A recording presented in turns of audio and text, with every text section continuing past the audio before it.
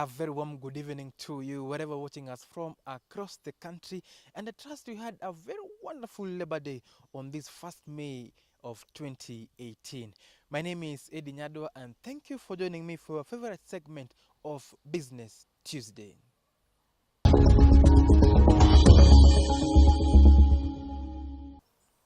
And now we begin straight ahead with the news from Zimbabwe, where Zimbabwe has now legalized the use of marijuana.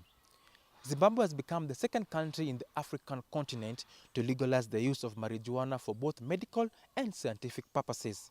Health Minister Dr. David Nyadwa says individuals and businesses will be able to apply for licenses to cultivate the herb. The license will be valid for 5 years and also allow growers to possess, transport, and sell fresh cannabis, dried cannabis, cannabis oil, and other products that come from the cannabis. Now, that legalization has sparked sharp criticism from a section of Zimbabweans. It's going to be abused badly by the young kids. If they are using marijuana now, when it is legal, what more if it comes in? Or if we are growing it here, it will be a disaster, my friend. It's plugged into drug abuse is akawanda. As we speak, our nation is battling many cases of drug abuse. There are lots of young children wandering the streets using drugs. And I feel legalizing cannabis will only make things worse.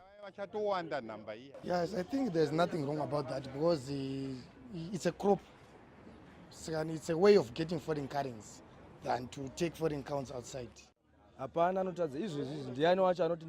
Even though it's illegal now, people can still access cannabis. I do not see many cases of people starting to smoke just because it has been legalized. Besides, it is for medical purposes only. It is a hope that Zimbabweans will strictly use the herb for medical and scientific purposes and will not be abused by the youth. And now we move straight in Britain, where Britain's Interior Minister Amber Rudd resigned on Sunday. In a resignation statement, Rudd says that she inadvertently misled lawmakers about deportation targets, in a body blow to the government as it faces public outrage over the targeting of the so-called Windrush generation of migrants.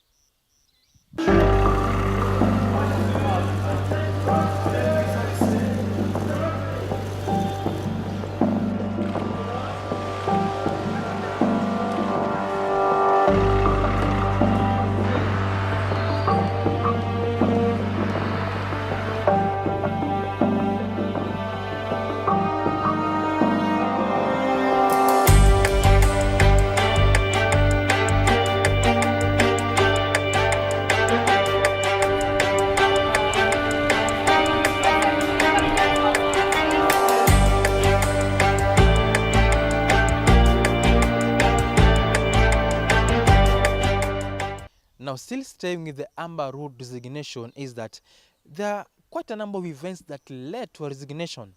Now, let's take a look at what some of those events were.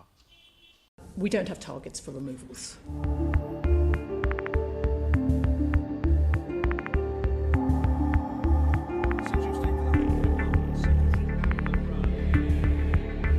There are some officers which are working with them. Unfortunately, I was not aware of them, and I want to be aware of them.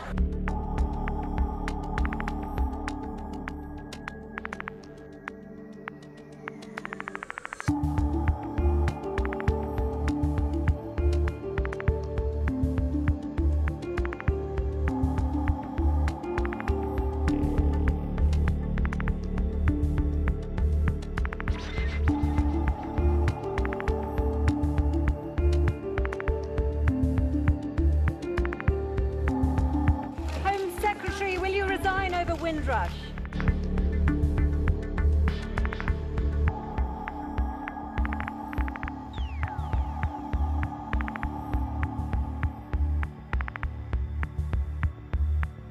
I do not want any of the Commonwealth citizens who are here legally to be impacted in the way they have. And frankly, some of the way they have been treated has been wrong, has been appalling, and I am sorry.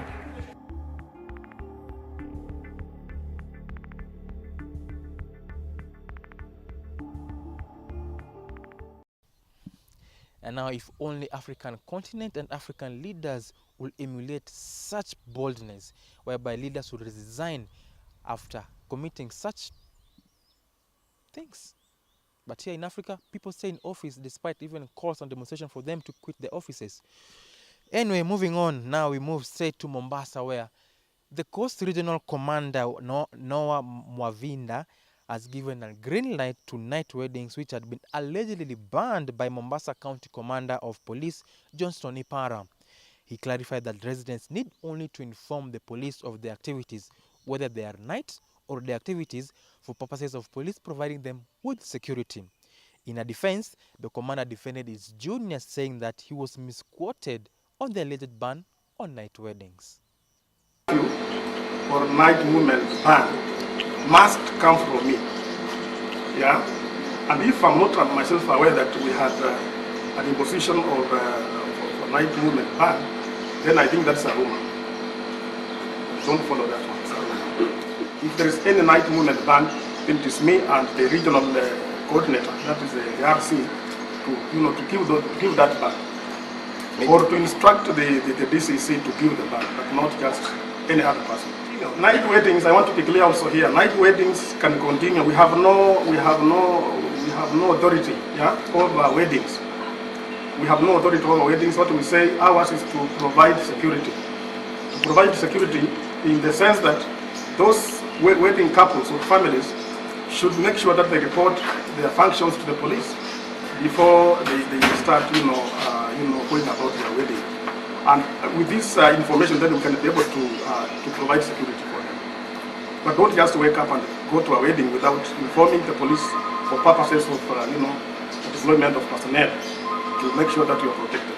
As for the timings of weddings and the locations as to where you are going to carry out, these weddings, we have no control over that. And maybe this officer was misquoted.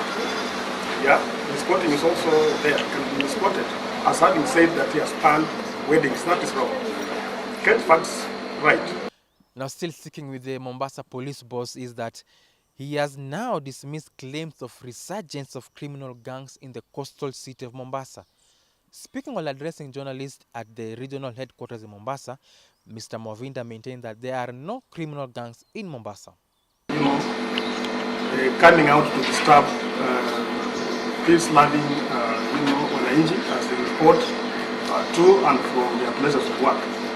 We have moved in and we have done all that is humanly possible to make sure that we tame these menace. So as I speak now, we do not have cases that I can say are rampant.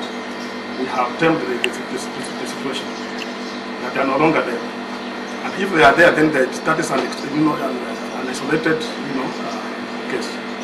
We have dealt with it once and for all.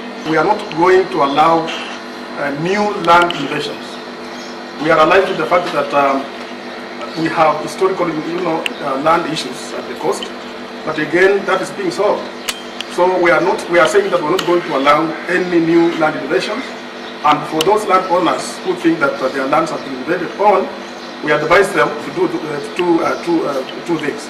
First, to report to the police, and then two, to seek recourse with the courts. So that now our work as National Police Service is to enforce those court orders. But for new land invasions, that is out of question. We are not going to allow, because we have to respect the sanctity of the title. And now, in a bizarre story that occurred yesterday here in Nairobi, is that